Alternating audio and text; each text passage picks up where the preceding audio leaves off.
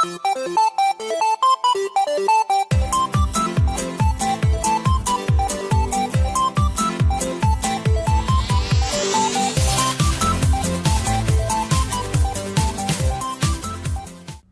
Guy, welcome to the AMIGArama podcast. I'm your host Lorfarius, and for this week in our 28th episode we are going to be taking a look at Frontier Elite 2.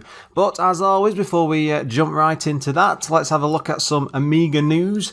Now sadly at the moment it's a bit sparse with it. I've been keeping an eye out, but nothing's really been catching my eye. But by all means, if anybody hears anything, just pop onto the Twitter feed, which is at AMIGArama Pod, or over onto the Facebook page and just look for AMIGArama and just drop a comment or something you might have found, any articles of interest or no, even reviews will do. I'm quite happy to have a good look at anything passed my way and include it in an episode. First thing I was looking at we're on a site called Bytecellar.com, and they recently did an article where they've converted a load of artwork from a very modern game called No Man's Sky. Now, if you're not sure what that is, this is very good timing because it's an Elite style game with space exploration, going down to planets out in space and just full on exploration, full on like gorgeous, real beautiful visuals, gorgeous graphics, things like that. And this guy's come along and he's basically reconverted them to run on an Amiga 1000. Now I'm going to post a link to it in the show notes, but he really has done a fantastic job and he walks you through it step by step, includes lots of images, even has a YouTube video which shows all the slides in order. It's well worth looking at. I had a good 15 minutes browse at that. It really was entertaining. Now the next thing I've been keeping an eye on and off for now for a few weeks is over on a site called newamiga.com, and around about middle of April they announced that they'd come up with the design for a brand new Amiga. So it was very, very Flortian, flat to the floor. It reminded me of style-wise to the ZX Spectrum Next, which I'm sure a lot in the retro scene are very familiar with. If you're not, it was basically a Kickstarter project where they wanted to create a Spectrum as it would be today, with all the advancements, but fully compatible with everything on the Spectrum before, which might not sound like too big of a thing, I suppose, because you can pretty much emulate a Spectrum on anything from a calculator to a pocket watch these days. But they've come up with a similar sort of idea. I mean, it was just a design idea and they were showing lots of pictures, but one thing they've been working on really extensively is like the front end emulator, and this is like a team from Norway. Now I put a link up, there's a couple of articles because there's the link to the original site, and then over on Old School Game Blog they go into it in a lot more in depth. They've asked a few questions, post lots more pictures. You can probably pick up some of the original stuff because sadly the guys from the site have decided to pull down the original post because a few people were saying, well, you haven't got permission to build a brand new Amiga, and they weren't claiming that's what they were doing. They were just presenting the idea of a design.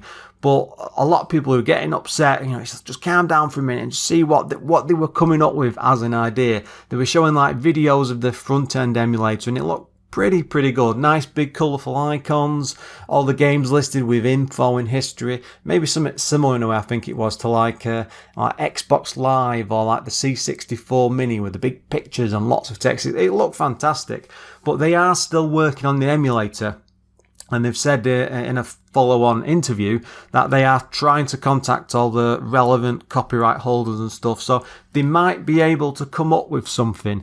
But one thing I have been hearing as rumours on the grapevine, I think I said it in the past episode, to do with the C64 Mini, they have an in with the door for now through with Cloanto, who own all the copyright and stuff, and I think they've been hinting at that they'd like to tackle the Amiga next, and they're already doing like a full-size recreation of the C64, but the Mini has come first. So it might be that we end up with both. We just don't know. It might just be that the Cloanto turn around to these new Amiga guys, say, sorry, we've already passed on the copyright stuff, you can't do it. But it's going to be very, very interesting, and I'm looking forward to what's going to happen.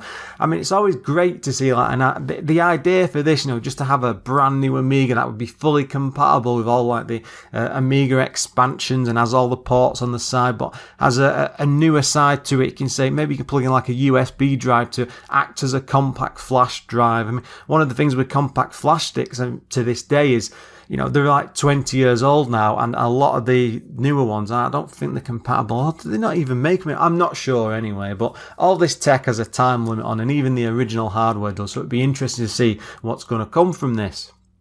Now, in other news, I'm sure I've mentioned this a few times, but I watch a lot of videos from the Lemon Amiga site. And a few days ago, I had a bit of a chat session with the guy behind this all called Dan. And we're hoping to do some sort of collaboration video soon. We've been playing a few games, playing around with Amiga Live and stuff, and just trying it out online with like streaming services and so on. It's all a bit up in the air in the moment, but quite looking forward to doing something special with that, because it's not something I'm really familiar with doing with other people online. But whatever I do, it'll probably be linked to either in a future episode, or I'll post some sort of footage, or mostly it'll be over on the Lemon Amiga channel, which I don't think that gets enough appreciation, to be honest. It's one of the first places I go to for any sort of video content or research. I'm always there first thinking, well, they've always got pretty much all the big games covered, so it's great for that sort of thing, and it really goes in depth on stuff. So yeah, go and check out Lemon Amiga, guys. And with that, it's time to move on to this week's game. Now, for this week, I have picked Frontier Elite 2. Now, this is not something I was very familiar with as a kid. I completely missed the second Elite craze, as it were. I did experience the first game on the BBC Micro back in the day, and about 10 or 15 years ago, when I was going through my first retro craze, really, I managed to get my hands on a BBC Micro, and this was the game to get hold of, and I think I tracked down a brand new copy from somewhere, and I spent like weeks and weeks playing it. I mean, the original even then held up incredibly well, and even going back to it to this day, it's still a pretty good game. And when I was approaching this one, I thought it's going to be special. Whatever I come upon with this, it's going to be in the same vein or to that extent. Now, it was published by Game Tech. It has a bit of a weird story between who developed it. It started off with Game Tech or Konami and David Braben involved, but there was some sort of disagreement, and then later on Konami was dropped from the actual development of it. I think they sold the full rights onto Game Tech. Something very odd went on there, but it was completely down to Game Tech in the end, and it was quite rushed out towards the end, because I think it was about 5 or 6 years in the making, which was a hell of a long time, especially for an Amiga game. Anyway, it came out in 1993. There was a CD32 version which came out several months later, but the benefit with that one is not only did it work with the controller, but it also had a much later edition of the game. I mean, bear in mind, the development for the entire thing started in 1988. It still wasn't complete by the time of release, so several months later, when the CD32 came along, David Braben sat down and patched it as extensively as he could and made it a much better version. Now, for what I've been using, it's WHD Load Edition, which is I think it's probably the furthest along for like patches and things. I'm not sure what version number or anything like that, but there's not as many bugs compared to when it first came out. In total, it came out on 2 discs, and we'll touch on that in a bit. Coders, first was David Braben. He was behind the original Elite with Ian Bell at the time, but Ian Bell's not involved in the sequel. But he also did Elite Plus for the Amiga and Virus. That's like a weird 3D... Is it like an isometric shooter? I'm not sure. I think it reminds me of a game I played on the Acorn Archimedes. Is it Zacron? I can't remember. It's something beginning with a Z. That really is scraping the memory barrel there. Another coder involved was Peter J.M. Irvin. He also was involved with Exile, which is quite a famous I don't know what you call it. It's not really a platformer, is it? Because you're exploring with a little guy with a jetpack. Anyway, yeah, very, very odd. Graphics, both of them were involved with the graphics. It was all a big push for the main game. They did have Jonathan Griffiths was involved, and he'd been a huge chat with the graphics for all the campaign games, Conqueror, things like that. And another guy called Paul Mitchell.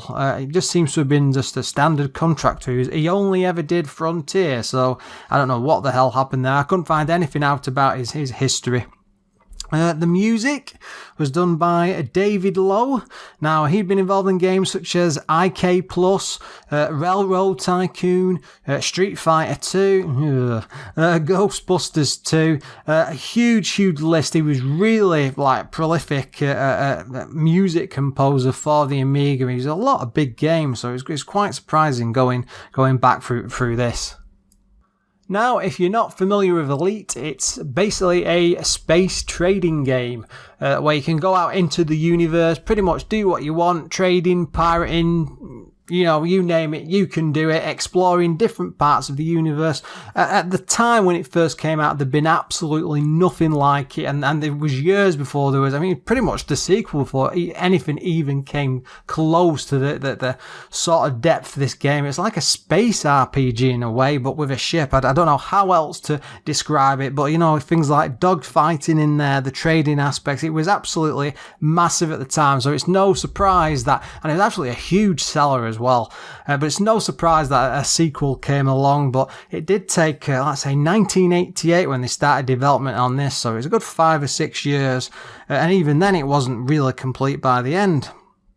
Elite itself is really, really famous. It's inspired so many space games over the years. There's even a modern re-release. You've probably heard of it by now, but Elite Dangerous, just following on in the same vein. But obviously, with modern day computers, they're not it's not limited as it was compared to back then.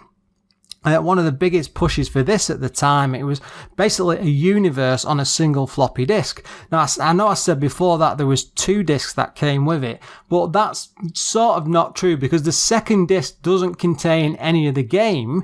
It has enough free space so you can use it as a save disk, and it also comes with several interesting save games that you can load up, like being stuck in spots or souped up ships and things like that. And they were just put in there to give the player a chance to explore more. And I was reading in an interview that David Braben actually regrets including the second disc because his big push had always been for that one disc release. That's what had been on his mind right from the beginning. And by putting in the second disc, even though it was useful for some players, it just took away that extra level of special because people just think, yep, I'm going to have the second disc. If it had been me at the time, I'd have ended up, because I had an extra floppy disk drive, I'd have just had the 2 constantly loaded. I wouldn't have paid any attention to it, which is a shame, especially for what this actually is. Another thing that did surprise me, because this is absolutely huge, and the graphics, and even for the time, are absolutely gorgeous. It's proper full-on 3D space like strategy or flight sim time, and most of this was done by David Braben. He only get a little bit of help here around the edges and stuff. It's probably why it took him so long to get the thing done in the end. And why they were getting, GameTech and Konami were getting a bit cross and trying to push him to release it, because it was pretty much all down to him. It does share a hell of a lot of the same elements that came with the first one, like the trading or the combat and that type of stuff, and the universe to explore. But with this one, he really did try to expand it more. There's communication. It's basically like radio conversations. You can chat to different people and sort out missions, and there's actually like mission elements and things to do. It might just be simple things like escorting people or getting from point A to point B and porting things back and forth. But there was strangely none of that in the original game. It was just pretty much down to, it was almost like this is probably the wrong thing to say, but like database management in a way. You were just flying from space to space. There wasn't really any story involved with it. Now, the original game did actually come with this huge like novella which set the scene of how you got there. There is some of that in the sequel, just not as in-depth, but we'll touch on that in a bit. Now, this was meant to have a sequel, but I don't know what happened there. I mean, from what I could tell, it was cancelled pretty late in its development. It was called Frontier First Encounters. Now, bear in mind, Frontier was a huge seller, and he spent a good few years getting this ready, but the market either just wasn't right, and the company just didn't have the capital, I think, to sink into it, so it just drifted off and disappeared, and I don't think it exists at all. There's not any hidden copy stashed away in someone's attic somewhere, which is a shame, I think, unless somebody's been like some sort of leak or something that's happened, but I couldn't find it when I was looking into it.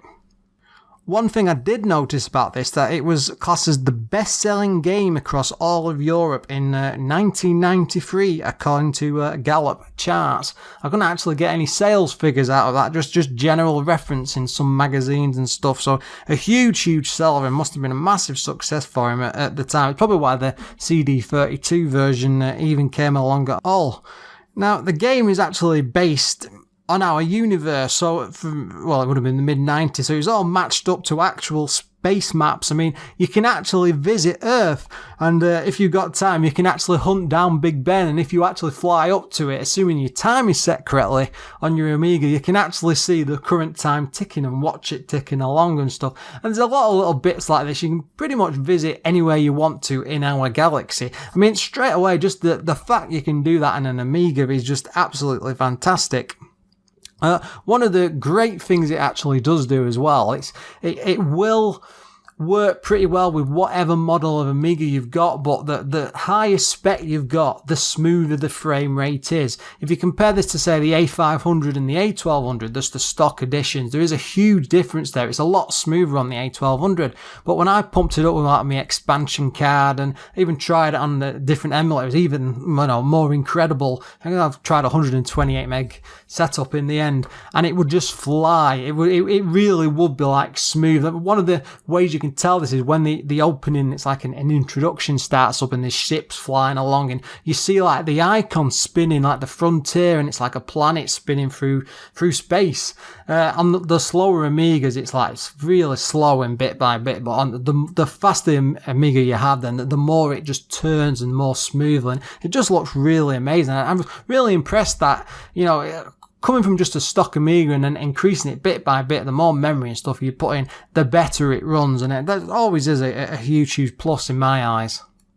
With it being based in our universe, it's the first game to actually have real size planets that, you can actually fly up to them, into them, land in them, orbit them, whatever you want to do. They are proper real size. The distance between stars and planets is correct. It's all mapped out properly as it should be to a space map, an actual space map. I'm not just saying this is a game one and they've cut corners here and there. You can actually fly to them. It's like the equivalent of warp speed. This is an Amiga game, for God's sake. This is one hell of an achievement. I mean, the aim of the game, there isn't really an aim as such. But you're pretty much just dropped in there and you're just meant to explore, trade, go and see different parts of the universe. You can stay as a trader, you can be a miner, you can become a pirate. But one of the biggest pushes behind it all, I say it doesn't really have a story, but you're aiming towards the elite rank, which is brought over from the first game, and it really is tough to do that. You have to feel like you win points and things and get awarded as you go further and further throughout the universe. And one of the most impressive things I managed to find out for this is that there's over 100,000 worlds to explore, and it's pretty much, if you wanted to explore more, it's pretty much impossible because there just isn't enough time in in anybody's lifetime, probably several generations worth. But again, this is an Amiga game, for God's sake. This is the amount of content that's just included in this, and again, it's all based on a single floppy disk, and it's not randomly generated. These are proper planets and proper places. It's been mapped out hugely and massively. What an achievement! There isn't much of a story. The one line you do get, and I'll just read this out, is Commander Peter Jameson passes away on the 11th of November, 3199, leaving his last will and testament, a wrecked ship, 100 credits, and a hope you will go out and explore the galaxy, or simply put, to make as much cash as possible. And that's pretty much it. And there is actually in the manual a copy of like the last will and testament and instruction of things you can do and stuff. But it's very, very basic, and it's pretty much again what you got in the first game. But you're pretty much on your own. You can do whatever the hell you want. You know, you're not limited. There's no storyline to follow. You're not stuck in one place. The graphics are presented to you in a sort of 3D polygon based, or I don't know if it's polygons at that time. It might have been vectors. I'm not entirely sure. It probably was vectors because it was pretty early, like 92, 93. So yeah, I'm not sure if polygons were even a thing at that point. They were about to be anyway. It doesn't really matter. But straight away, the graphics are absolutely fantastic. It's all fully 3D rendered. It's like proper ship shapes and the planet, you know, objects on the planet as identifiable, other ships, stations, scenery that you explore. It's all very good and 3D rendered, and it's just pretty much for the time. It looks absolutely amazing.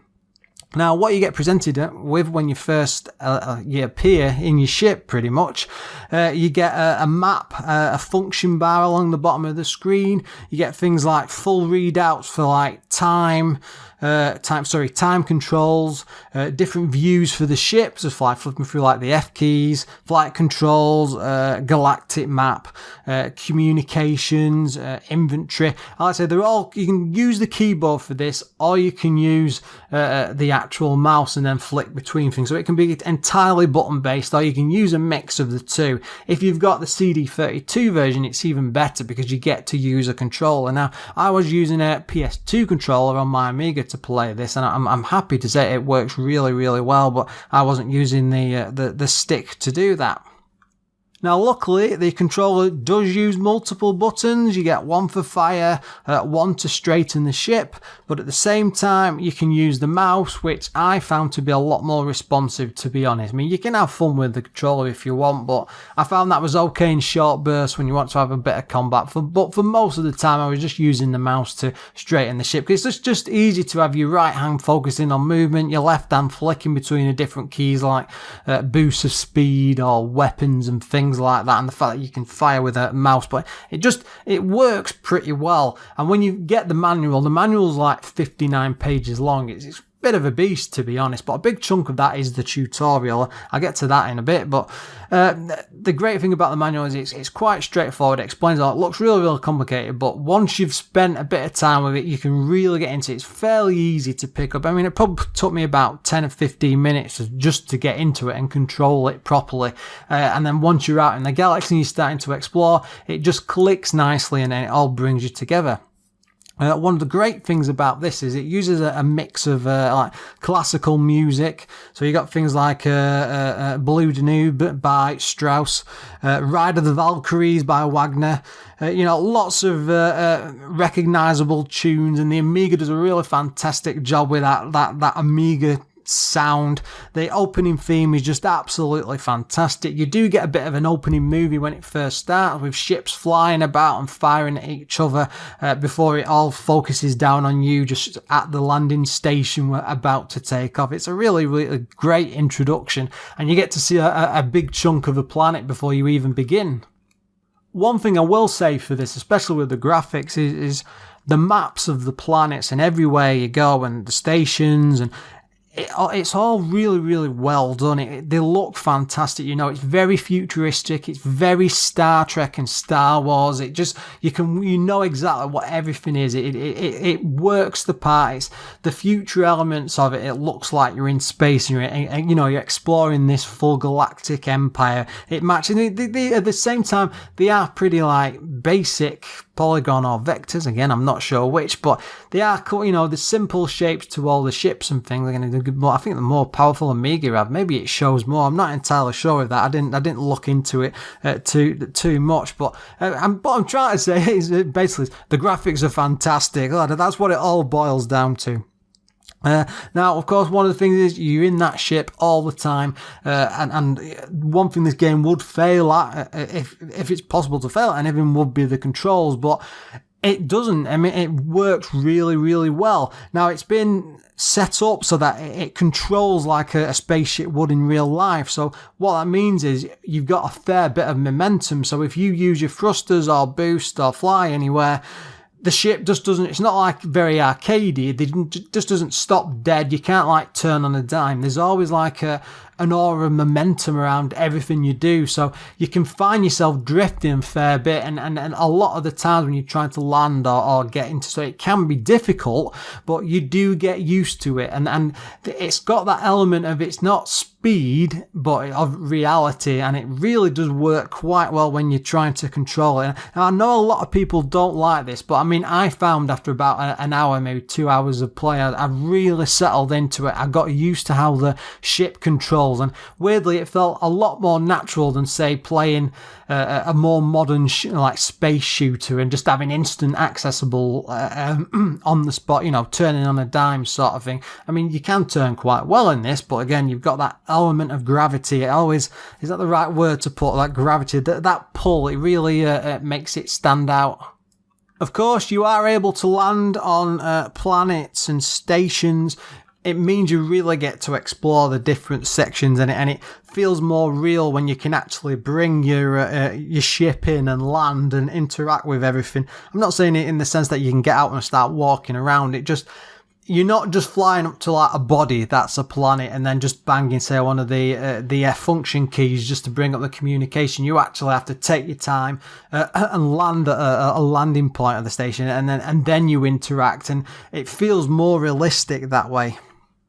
Now, I mean, I am in a way trying to review this, but one of the things I kept thinking whilst I was playing it is, this isn't really a game, and what I mean by that is, it's more of an experience. I mean, once you've learned the controls, you can pretty much start, you know, there's different starting points, there's always lots and lots of things to do and go and see and explore and stuff, but it's not just like any other like sort of game. There's not like a big mission or a storyline that you've got to follow through. It's pretty much you're out there to do whatever the hell you want, and it just gives you the tools to explore space and just exist. And that's what I mean. It's more of an experience. It's not a game. That is very bizarre, isn't it? Now, of course, it doesn't just drop you into all, well, it does in the sense that when you load it up, but it does have a rather fantastic tutorial. And I actually printed this off to work my way through when I first started out with the game, and it's probably about 29 pages long, I think. I mean, that's a big chunk of the main map. It might be a bit less than that, 20 to 30 pages long, but it really does, like, it shows you how to explore all the different sections, like the galactic star maps and the local communications and the weapons and the trading and the shops and stuff, because you can do things like upgrade your ships and the weapons, and, you know, when you visit different places because you're doing the trade, it shows you all the basics to do that, and then it just slings you off to a single place, gives you somewhere to locate with a couple of random missions, gives you an idea how to get there, and that's it. It just throws you off into space. It's like the perfect tutorial. Now, sadly, it may be limitations of the Amiga itself, but there is no sort of like tutorial within the game itself. You have to read that yourself. But I mean, I would insist, if you're going to go back to this, that you do that, because it's a requirement pretty much. But it's a pretty good tutorial, and for games of the time, especially with like flight simulators and this sort of thing, there was nothing really this in depth or to this that would walk you through step by step, give you a good idea of what you need to do, and then lead you off in the right direction. You do get a chance to upgrade your ship. You know, you can buy new ones. You get so many choices and things to do. You know, you can like buy weapons for the ship. You can trade on the stock market, buy and sell goods. You can even trade like drugs and people. A lot of this stuff's illegal, by the way. So that's the other thing. You can become a pirate if you want. You can do completely illegal things and get the galactic police chasing you down. Or you can stay a legit trader, earning points that way and building up your rank towards elite. There's just so many choices. Now, if you do anything illegal, say in the Federation territory, if you want it to be a pirate, you know, they will hunt you down. That's quite a funny part because it feels quite advanced in a way because they've got quite a good AI for that. So if you do anything dodgy, they'll come after you. But at the same time, you can do some smuggling and get away with things. And it's quite clever in the way it achieves it. Now, a lot of the missions need an awful lot of planning.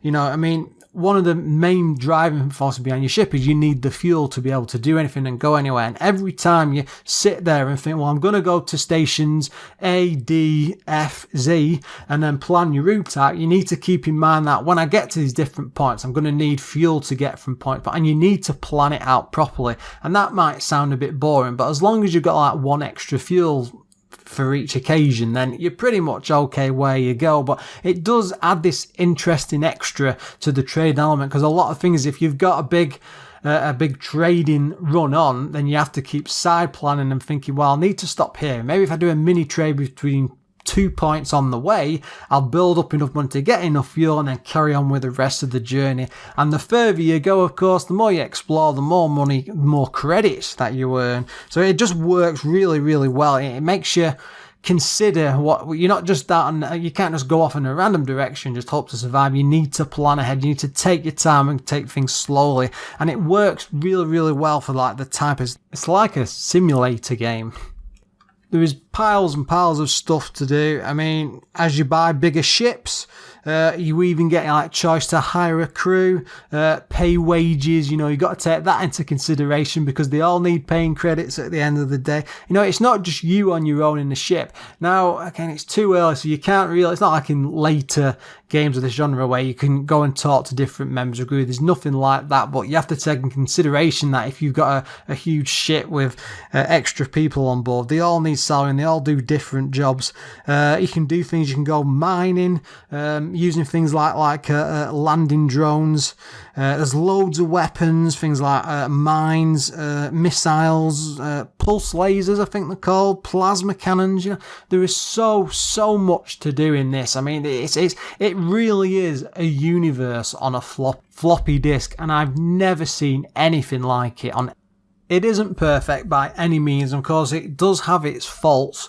One of the biggest issues with it, in a way, I mean, it offers an awful lot of freedom, but I think especially with modern games, you expect to be given a lot more to do in a way, in the sense that you need to be given like a direction and a push or a drive to go somewhere, and it doesn't have any story missions. And I'm sure, you know, for the time it was just a limitation for what you could actually do in the Amiga, but it really needed that element of like some sorts. Even the original had that like novella of setting the scene properly and pushing you off in the right direction. This one just gives you the will, and it's the same sort of thing, but there isn't like a free book with it. It doesn't set the scene for the universe. Pretty much what you see is what you get, and it's just a shame really that you've got like these communication sections where you just sit there and you talk to other people via a console, but there's no sort of like, it's not in depth enough. It's very, very skimming like missions and stuff. It's very, very direct, going from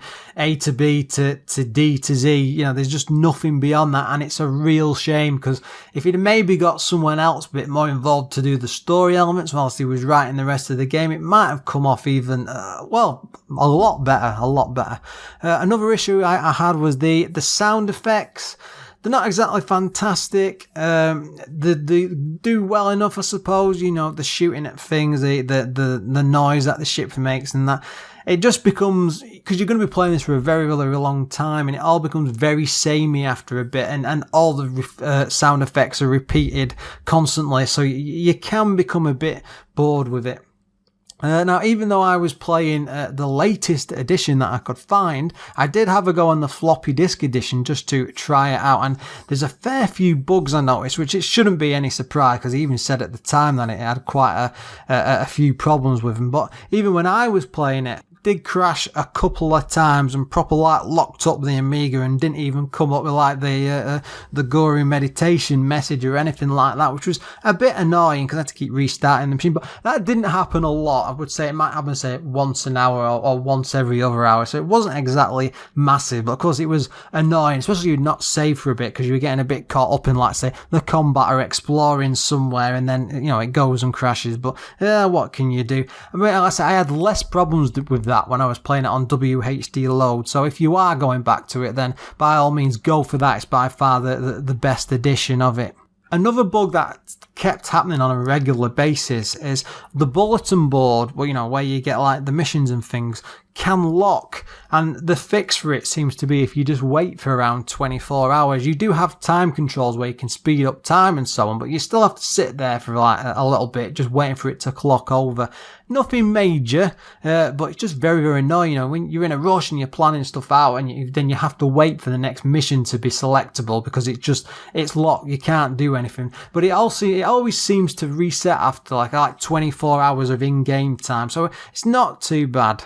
One of the biggest issues I did have when I started it is and I get the idea behind it, because the thinking is they want you to learn how to fly the ship and use it properly. But the thing is, you don't get any sort of like autopilot, you know. You can get it later on and it's an upgrade. I mean, that lets you do things like you can use the galactic map and then like do like plot a point on the map and then travel back and forth, which is fantastic when you get it. But once you've got it, you're never going to go back to not using it, and you can get it quite quickly. I think it took me about 20 to 30 minutes, and once I had it, I just never wanted to let it go. And you just think they should have just included that from the off, because once you are using it a lot, then you're not really going back to the old ways of relying. So it's just an odd thing that they should have put in right from the off. Another thing I did notice is, and I don't know if it's because I was doing it wrong, but the docking in this, compared to the first game, it's automatic, so you just fly up to the space station and it'll dock and stuff. But one of the greatest things about the original game is you had to go up to the actual station. There'd be like these big spinning like shapes in the air, and there'd be a little docking port, and you'd have to move your ship in a circle. This sounds really bizarre, and you'd have to, because you got the momentum of the ship, and you'd have to turn in time, so you'd be rocking and turning in a circle, and you push yourself forward, and you had to match like the rotational gravity of the station. God, it was really depressing actually thinking that. But I was an expert. I remember doing that loads of times in the BBC Micro, and I think you could get like automatic docking later on in the game, but this just seemed to have it right from the off. And I don't know, maybe you can turn that off, but I would have preferred just to leave that off, just because I enjoy like how calming and relaxing it is just being able to fly up to a station and then just dock manually, and then, you know, take your time and floating, you know. Yeah, what can I say? I think that one of its biggest flaws is, and I'm not a very good game player really, I was a bit worried when I was going into this that I'd get stuck in the combat, but I had no problems whatsoever. It was all a bit easy. Nothing was very pressing. They weren't out to get you. It wasn't like your classic game back in the day where it'd be so difficult that you get absolutely stumped. And in a way I like that, but it just meant that none of the combat you got into was very challenging. And even if you get stuck in combat, you can actually broadcast for allies or help. Like if you're in Federation space, like the cops will fly over and actually help you out. I mean, you're not guaranteed someone's going to be there to always help you, but assuming you're saving your game enough whilst you're floating about, you can pretty much get away with it. That just feels, though, that it robs a bit of the difficulty from it. You know, you don't always want to be able to rely. I mean, it's a choice, I suppose. You don't have to broadcast for help. But the fact is that I think it'd be better if there was no option there at all. I prefer to be out on my own and then stuck in a situation. I'm sure by now you can pretty much tell what I think of this. I mean, it was absolutely fantastic. It really is a hell of an experience. Not just a game, it really is an experience. Going back to the magazine reviews of the days, Amiga Computing gave this 94%. CU Amiga 97%, The One 96%, Amiga Action 93%, Amiga Format 90%. Now I'm pretty sure straight away there you've seen a bit of a familiar pattern. This is pretty much high-end Amiga gaming. Now this is until we get to the Amiga Power review, who gave it 65%. Now I couldn't really understand what they were thinking with this score, to be honest, and I did read the review and he did bring up some valid complaints, I'll give it that, but the thing is, I think he actually called it boring, but I felt at the time, yeah, I suppose it's like a review is supposed to be like the individual's opinion, but at the same time, they're in a position of responsibility there. You know, they've got to look at this beyond the bigger picture and just say, you know, how does this, I might not like this element. It's like me saying, like, I hate football games and then say, I'm just going to play football games forever. It's just, there's no point to it. As a reviewer, you need to sit there and just think, well, I might not like these elements, but the elements it does have that I don't like, how will others perceive that? You know, how should I tackle it as part of the review? And I don't think he did that very, very well. That's Amiga Power. It was a very, very odd score. I mean, yeah, you might not like the game. You might have found it boring. I mean, it does have its problems. It's by no far, it's not perfect, but there's certainly not enough there to drag it down to like a 6 or 7 out of 10. You know, that's a really, really poor game. And there's enough here to push it beyond the rubbish that was around at the time. It really is the perfect exploration game. I mean, especially for the time, there just really was nothing like this. You had to go back years to the first game to even get anything close to it. And whether you love or hate like space sims or combat games like this just feels special. Even just sitting down and starting it for the first time, it's not like the rest. It really does have that added extra element. I mean, it really is a marvel to play and experience, and you know, it really, really does deserve your time. I mean, I've been going back to this constantly. I mean, I've taken several weeks to play good chunks of this game because I really want to cover it well and get into it as deep as I could, but at the same time, I don't just want to do a review because my personal experience with this is it's going to be different to yours, but I want to just say to you that there's enough here. This really is something special. You should take your time with it. Go out there, you know, learn the tutorial, learn how to play it, and then just have some fun on your own and then just explore it as you should.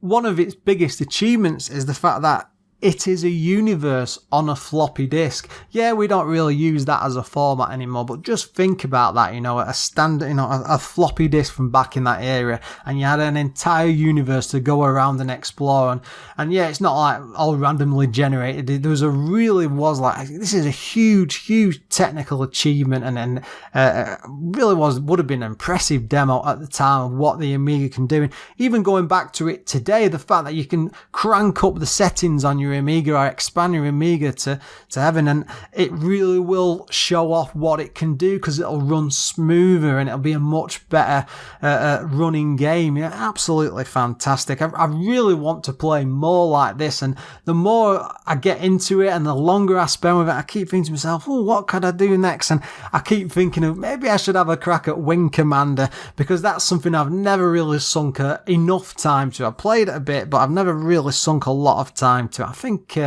the Amigos covered that, so I think I'm going to go back and have another listen to that episode because I'm in the mood for some space combat. If anyone's got any recommendations for more space games, then by all means stick them in the Twitter account. I'll definitely have a look through it because I want to play some more. I'm hooked. What can I say? Anyway, what a perfect time to finish. That was, you know, it really was an amazing game and an amazing experience. I really, really do recommend it. I think everyone should at least give it a good hour's worth of your time. It's worth that much. As always, thanks for listening. If you want to leave any comments or even see some gameplay footage of this in action, just pop on over to AMIGArama.com. I do this for all the games. There's always a good 30 minutes worth of footage there, so even if you don't want to play it, come and have a look because I think you'll enjoy what I've gone and put up. Anyway, until next time, guys.